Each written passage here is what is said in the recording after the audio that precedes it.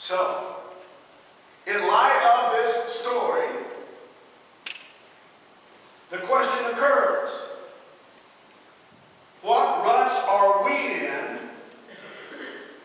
that make us resistant to following Jesus? This is not just about ancient Jewish religious leaders, brothers and sisters. This finally gets down to us.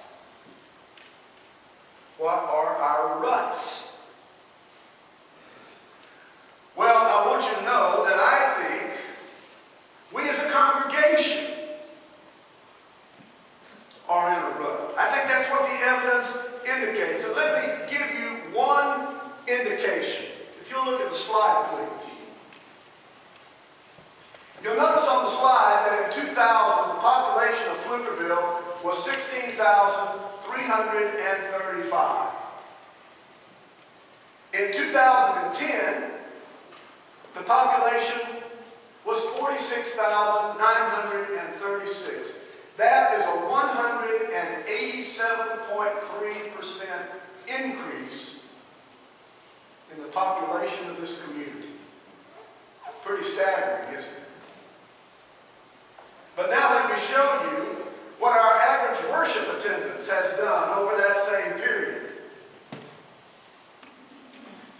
Going back 10 years to 2000, we finished the year with an average worship attendance of 334. In 2002, we hit a peak of 385. Now, that happens to be in the aftermath of 9/11, and 2002 was the year that this sanctuary opened for business. By 2006, the end of 2006, which was, by the way, the end of my first year as the senior pastor of this congregation, our worship attendance had dropped to 332. In 2009, we hit another peak at 371. Primarily because we started a new worship service in 2008. Last year, however, look at the number. 332. We are back to the place that we were at the end of my first year here. Not only that, we're actually below where we were in the year 2000. Now, I fully take responsibility for the fact that I've been the senior pastor over these years when we've had that little spike in 2009, we've had the drop-off in 2010, but as I'm looking at that, I'm thinking there's something else going on here. What I'm seeing in these numbers is a rut. I mean, we kind of have these like roller coaster ruts maybe, but it's a rut. We're in this pattern. And by the way, for those of you who were around from 2002 to 2006, the church went through a whole lot of turmoil back in those days. You may remember that. That turmoil was still going on a bit when I came in 2006. But notice where we are today without all the turmoil. We're at the same spot. I think something else is going on here. I think we're in a rut. And with all that we've been doing over these last 10 years with worship and Sunday school classes and Bible studies and programs of one sort or another and mission projects, when we get right down to it, we are still stuck with a population around us in this community that's been exploding. Now, frankly, this is not so unusual for churches our size, and it's not so unusual for churches of our age.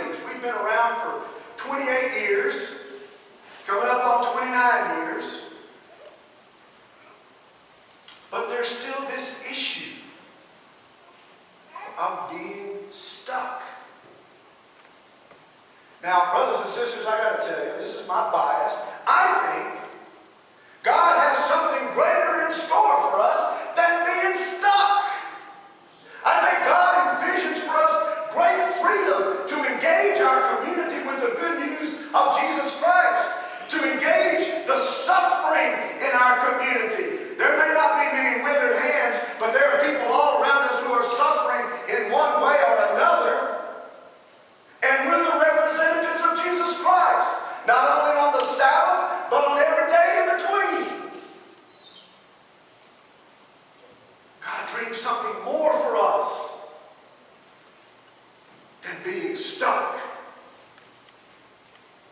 But there's hope for us. There's hope for us. Last year, our congregation adopted a new discipleship process that tries to take us back to the fundamentals.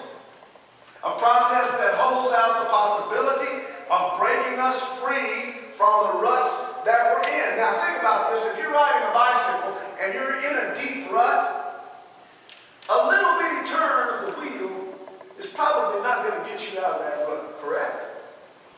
When you're in a deep rut like that, you have to take a dramatic turn to set yourself free, right? The discipleship circle represents our dramatic turn to try to get us out of this rut. Now, I have no idea whether it will accomplish that purpose or not. This is a risk, no doubt about it. But when I read the Gospels, it seems like Jesus took all kinds of risks for the sake of those he loved. So, come September 1st of this year, every new and existing member of our church will be encouraged to commit to the discipleship circle process. The commitment is to follow Jesus Christ in 4 critical areas. You probably can't see them, but I'm just going to tell you what they are. First one is to worship God. The second one is to connect with others for learning and community. The third one is to engage the world for mission and service. And the fourth one is to grow in the Spirit while following Jesus in all that he taught. That's pretty much from Matthew 28, the Great Commission.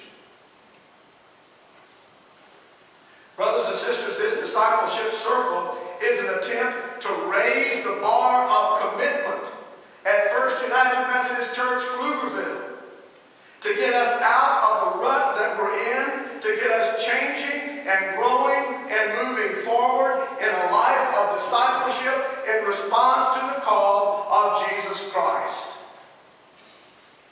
And God forbid that we should ever become like the Pharisees in this morning's story.